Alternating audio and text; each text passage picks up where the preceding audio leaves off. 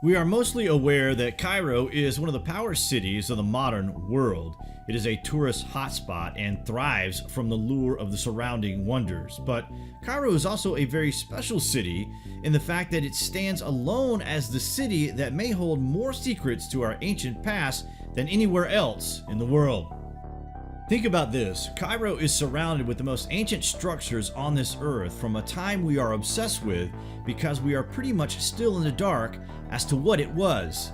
Items of historical interest that have been found in the modern city continue to defy logical understanding. The city is built upon a ruined ancient site that was swallowed by the desert over tens of thousands of years. So is it any wonder that the great lecturer and author Robert Bauval is quoted as saying that, "In the dead of night and all night long, when the city is quiet enough, Cairo is filled with the sound of the residents digging in their basements for ancient artifacts." It's a strong statement and a shocking one to think that in Cairo City, all day and night, every day of the year, there is constant digging and looting of these ancient things taking place. The result of this is a billion-dollar global trade that has been going on for, well, God knows how long. If these things are worth billions yearly, then over the past 100 years alone, we are looking at a figure in value that is hard to even consider an existence of. If we were to tell you that the black trade has generated a number in excess of quadrillions of dollars, you are hard pushed to even imagine such money even exists. This, of course, has been the fuel of the super city. A constant disregard for history has seen Cairo flourish. It was once the colonial powers who benefited from these riches, and it makes you wonder that if they are still finding things daily, even after thousands of years of theft, how big was the ancient empire, and are we grossly misunderstanding the sheer size of the ancient civilization whom produced these things on a biblical scale? Wait till you hear this. The city is a contrast of ancient and new, east and west. The Pyramids of Giza near Memphis stand at the southwestern edge of the metropolis, and an obelisk in the northeast marks the site of Heliopolis, where Plato once studied and is credited to have learned of Atlantis at this location.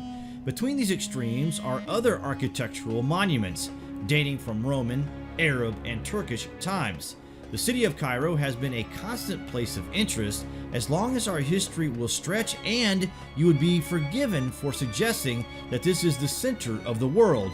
The Great Pyramid is located at the exact intersection of the longest line of latitude and the longest line of longitude. Coincidence? We think not. Some 5,000 years ago, Memphis, today lying mainly in ruins, was a thriving metropolis. According to a commonly accepted tradition, Memphis was founded about 2925 BC by King Menes, who supposedly united the two prehistoric kingdoms of Upper and Lower Egypt, giving us the dynastic period of Egypt. This unification was important. The original name of the city was the White Walls, and the term may have referred originally to the king's palace, which would have been built of whitewashed brick.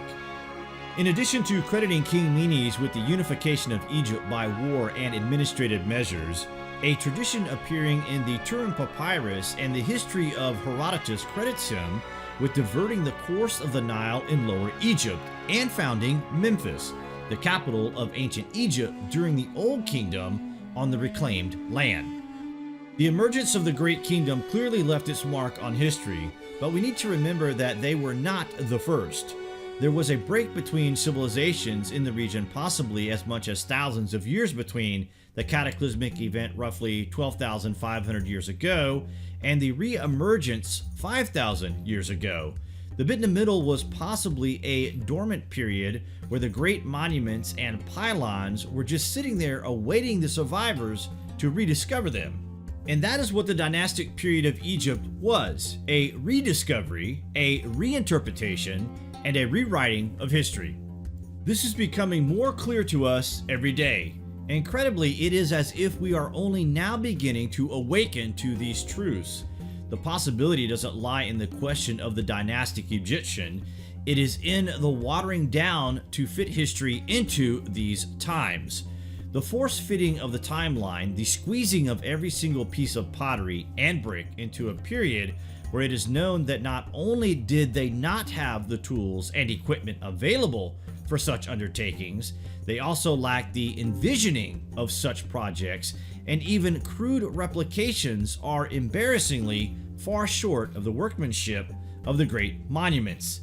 That alone is enough to question everything.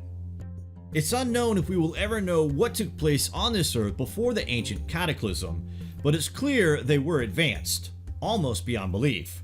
We have even had NASA employees suggesting to us on this channel that they are a master machinist who works as a contractor for JPL Laboratories, suggesting to us that they have created pieces, instruments, and components that went into the first power tools used on the ISS during spacewalks, and also the gears that are inside of the joints of the arm of the Curiosity rover.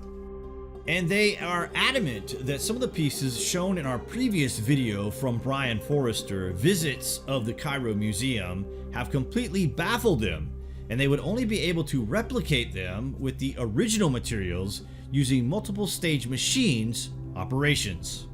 They go on to say that the failure rate with the CNC machines while using diamond tip tools would be very high. We use mainly carbide tools to machine the majority of our metals, from titanium to heat-treated stainless steels that have Rockwell hardness, averaging from the 30s all the way up to the area of 48. This is some hard metal. This is mind-boggling when I think of what the official explanation is for when and who created these amazing objects.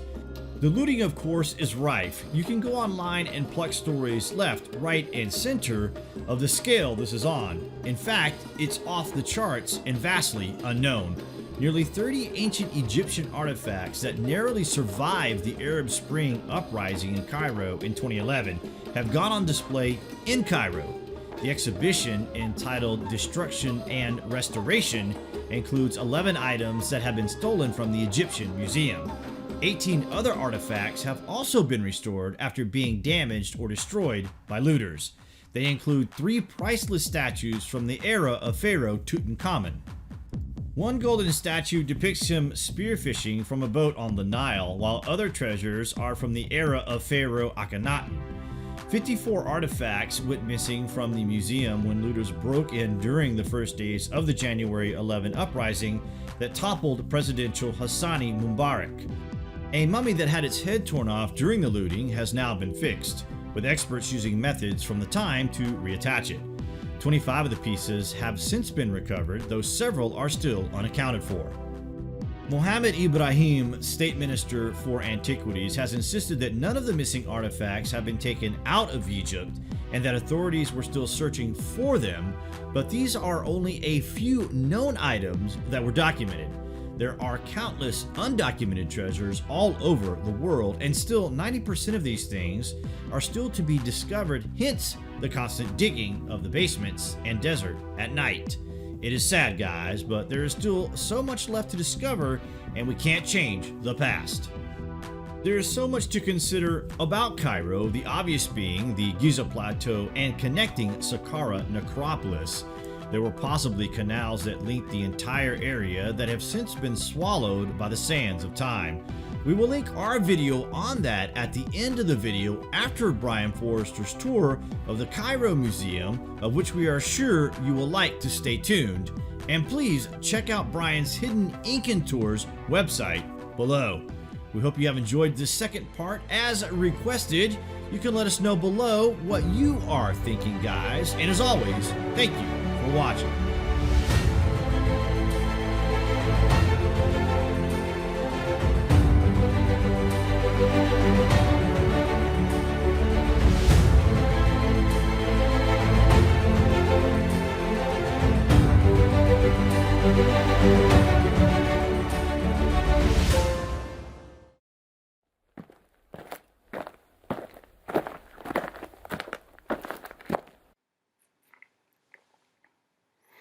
Greetings, this is Brian Forrester of Hidden Inca Tours, and this is the interior of the Great Egyptian Museum in Cairo.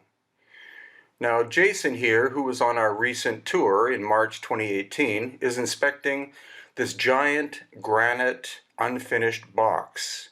And what's amazing about this is we'll see obvious signs of lost ancient high technology, like that saw mark you see in the center of the video.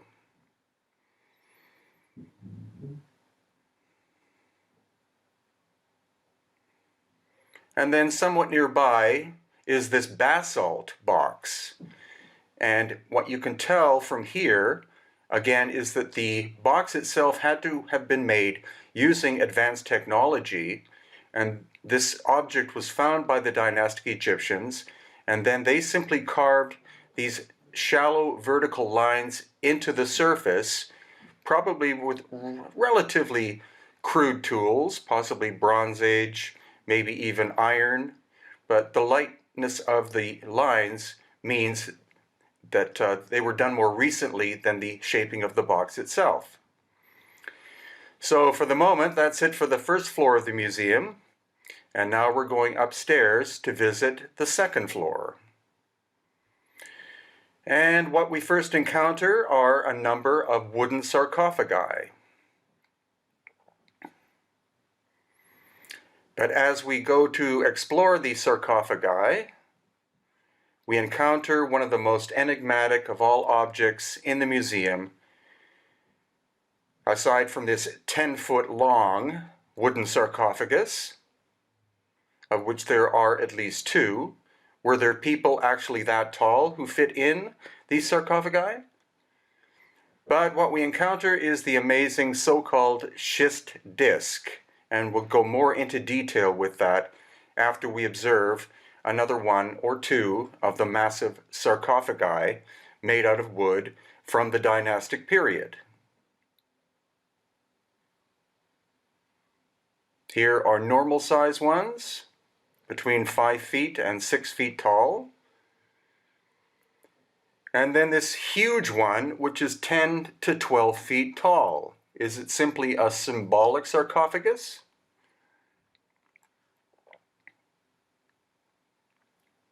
So when we look at the profile here, unfortunately it was found broken and very badly repaired. But again, you can see it's a very complex piece of work. And it was found along in a cache with 30,000 to 40,000 turned very hard stone bowls and plates that could only have been made using lathes of some kind. And even the labels on these objects state that they're likely from the pre-dynastic or archaic period.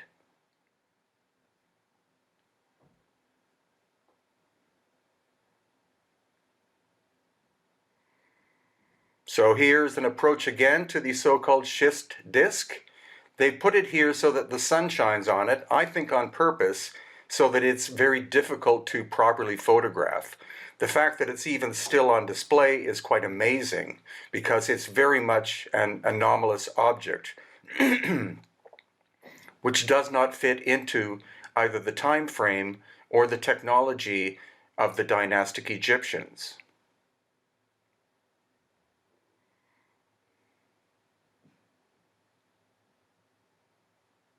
And here are some of the turned objects. These, again, are likely quite hard stone, and you can see they're perfectly bilaterally symmetrical, so they would have had to have been made on lathes. Since the archaeologists are stating that these are from the archaic period, that means that they were constructed prior to the invention of the potter's wheel. And a lathe is a far more complex machine than a potter's wheel. These could have been partially made on a lathe and then partially hand done because of the strange spouts that project off.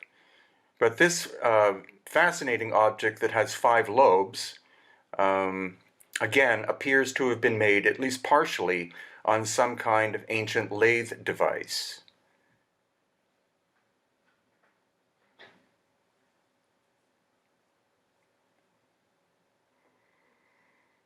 And these are very hard granite, syenite, and diorite bowls and other vessels that could only have been made, again, on a lathe of some kind.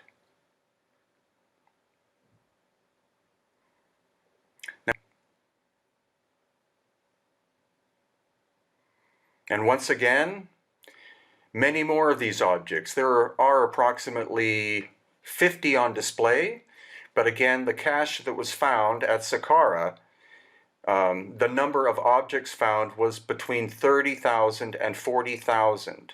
Many of them were found damaged or broken, and others unfinished.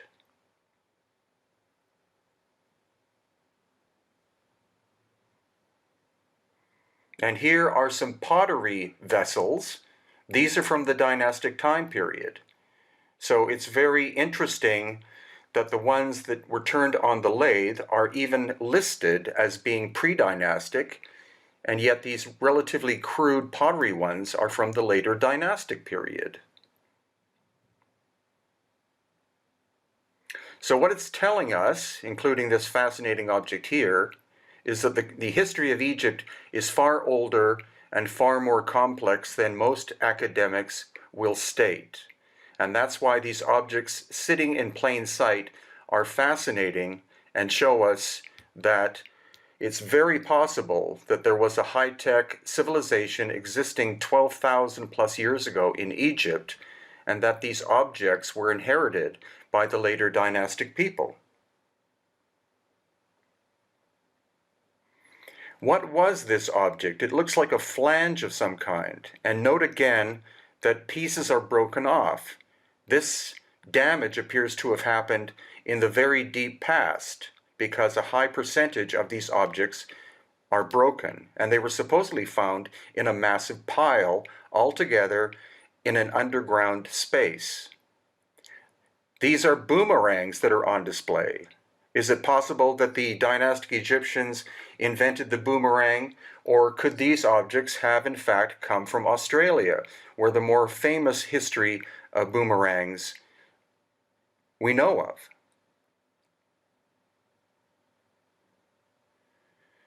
And then this very strange object. It's apparently made out of very hard granite once again, and the tool marks that we see where these circles are appear to be machine marks on it. The burn marks could very well have come from a cataclysm that occurred globally about 12,000 years ago.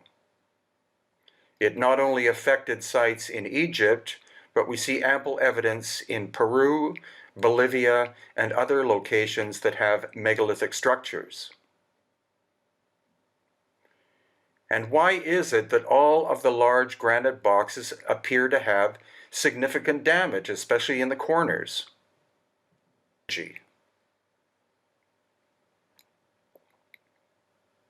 And now we're in what's called the Amarna section, which is where we find the collection of statues and other works of Akhenaten, who personally is my favorite of the pharaohs. Here he is portrayed as being androgynous, possibly. It is believed by some experts on Akhenaten that he physically did look different from the average human being, and he simply told his artisans, "Portray me as I am." That shows that he had a high level of personal confidence. And here we have a classic portrayal of the Aten sun god, with Akhenaten with possibly an elongated head. And there's Nefertiti on the left. And here we have the famous busts of his daughters, including Meritaten, who obviously is shown with an elongated head. And here, another view. It's amazing that only about a year ago we were allowed to start taking photographs and filming inside this museum. Before that, it was illegal. But that's what's happening in Egypt. So please consider joining us in April 2019.